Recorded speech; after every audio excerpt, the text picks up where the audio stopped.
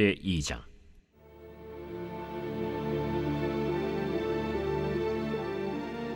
그 후에 다윗이 여호와께 여쭈어 아뢰되, 내가 유다 한 성읍으로 올라가리이까?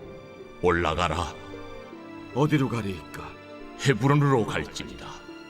다윗이 그의 두 아내 이스라엘 여인 아히노암과 갈멜 사람 나발의 아내였던 아비가일을 데리고 그리로 올라갈 때에 또 자기와 함께한 추종자들과 그들의 가족들을 다윗이 다 데리고 올라가서 헤브론 각 성읍에 살게 하니라. 유다 사람들이 와서 거기서 다윗에게 기름을 부어 유다 족속의 왕으로 삼았더라.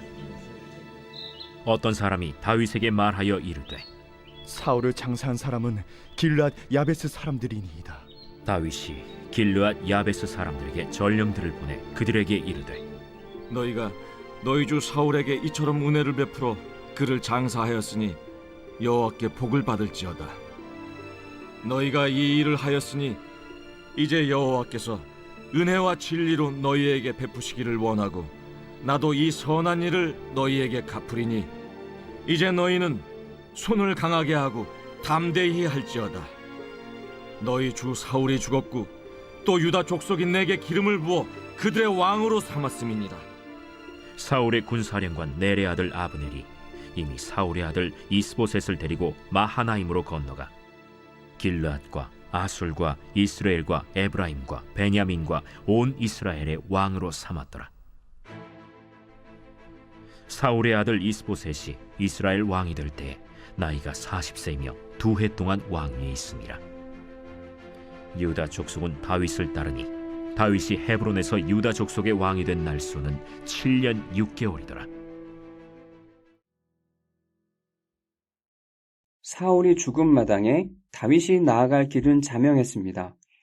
이미 이스라엘 왕으로 기름 부음을 받았으니 이제는 도망자 신세를 청산하고 왕위를 향해 나아가야 했습니다. 더 이상 블레셋에 머물 필요가 없어졌으니 자기의 지지 기반인 유다로 가는 것이 당연했습니다. 이건 누구에게 물어볼 필요도 없는 문제였습니다. 그런데 다윗은 당연한 길을 가기 전에 하나님께 물었습니다. 하나님, 제가 유다에 있는 성읍으로 올라가도 되겠습니까? 하나님이 올라가라고 하시자 또다시 물었습니다. 그러면 어느 성읍으로 올라가야 합니까? 다윗은 하나님의 뜻을 확인하고 나서야 헤브론으로 올라가 유다의 왕이 되었습니다. 자기를 기름 부어 왕으로 세우신 하나님의 부르심을 생각해도, 사울이 죽은 정치적 상황을 생각해도 유다로 올라가는 게 당연했는데 다윗은 왜 굳이 하나님께 물었을까요? 어떤 마음으로 하나님께 물었을까요? 하나님께 묻는 다윗의 마음엔 하나님이 다른 길을 제시하시면 그리로 갈 각오가 있었습니다. 블레셋에 더 머물라고 하셔도 유다 말고 사울의 지지 기반인 베냐민 지파의 영토로 가라고 하셔도 순종할 각오가 있었기에 물을 수 있었던 겁니다. 내 생각과 내 뜻을 꺾을 각오가 있는 사람만이 진정으로 하나님께 물을 수 있는 법입니다. 우리도 하나님께 물어야 합니다. 너무 당연해 보이는 상황에서도, 내게 유리한 길이 뻔히 보이는 갈림길에서도 하나님께 물어야 합니다. 당연한 선택을 앞에 두고 하나님께 묻는 사람이 진정으로 하나님을 따르는 사람 아니겠습니까? 그러면 우리는 어떻게 하나님께 물어야 할까요? 첫째는 말씀을 묵상하는 것입니다. 매일 하나님의 말씀을 묵상하며 하나님의 뜻을 우리 마음에 새기는 것입니다. 그러면 선택의 순간이 다가왔을 때 하나님이 기뻐하신 일이 무엇인지 알 수 있을 것입니다. 하나님이 우리에게 주신 성령님은 말씀을 생각나게 하심으로 우리를 이끄시는데, 생각나게 할 말씀이 우리 마음의 창고에 보관되어 있지 않으면 그 인도를 받을 수가 없습니다. 말씀을 묵상하다가 즉각적인 인도를 경험할 때도 있지만, 그렇지 않더라도 묵상하며 마음에 새긴 말씀이 어떤 결정적인 순간에 내 삶을 하나님의 뜻으로 이끌 것입니다. 둘째 방법은 생각하는 것입니다. 선택의 기로에서 선택할 길이 너무나 당연해 보이는 그 순간에도 하나님은 무엇을 기뻐하실까? 하나님의 뜻은 무엇일까 생각하는 것입니다. 하나님을 주인으로 인정하는 사람은 이 생각의 습관이 몸에 배어 있을 것입니다. 내 생각과 삶을 하나님의 뜻대로 수정할 각오로 말씀을 묵상하고 또 상황을 판단하면 우리는 분명 하나님의 인도를 따르는 사람이 될 것입니다. 이어서 다윗은 길르앗 야베스 사람들이 사울의 시신을 수습하고 장사했다는 소식을 들었습니다. 그러자 다윗은 길르앗 야베스 주민에게 사절을 보내서 이런 말을 전했습니다.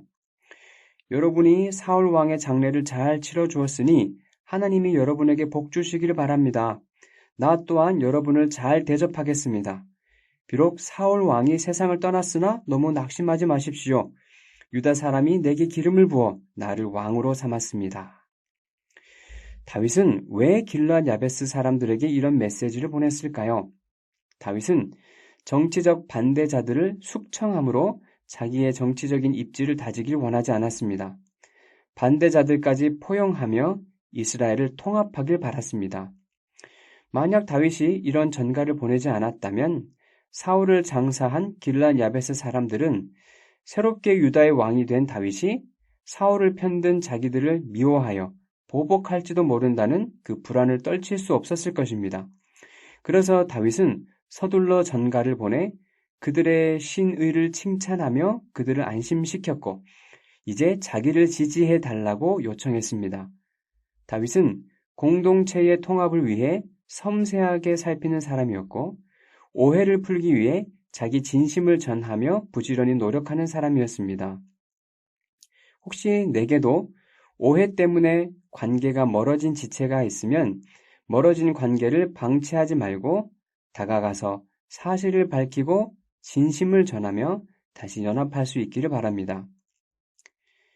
다윗이 이스라엘의 통합을 위해 애쓰고 있을 때 이스라엘에선 다윗의 뜻에 반하는 일이 일어나고 있었습니다.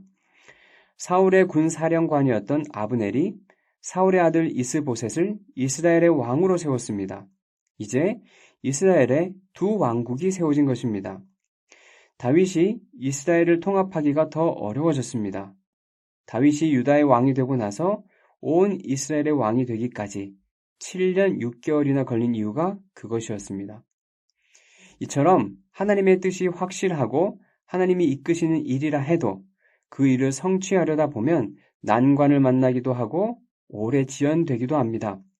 그러니까 탄탄대로가 아니라고 쉬이 포기하지 말고 하나님의 때를 기다리며 우리는 꾸준히 나아가야 합니다. 하나님의 뜻을 물어 길을 정하고 하나님의 뜻이 맞는다면 좁고 험한 길일지라도 우직하게 나아가시길 바랍니다. 기도하시겠습니다. 우리 삶을 지도하신 하나님 감사합니다. 오늘도 말씀으로 우리의 걸음을 인도해 주시니 감사합니다. 내 고집과 편견이 나를 이끄시는 하나님의 손길을 뿌리치지 않도록 내 안에 겸손한 마음을 허락해 주십시오. 말씀을 묵상하는 중에 손짓하시는 하나님을 발견하게 하시고 상황을 깊이 고민하는 중에 하나님이 세우신 이정표를 발견하게 도와주십시오. 그 길이 멀더라도 험하더라도 돌아서지 않고 전진할 수 있도록 도와주십시오. 예수님의 이름으로 기도합니다. 아멘.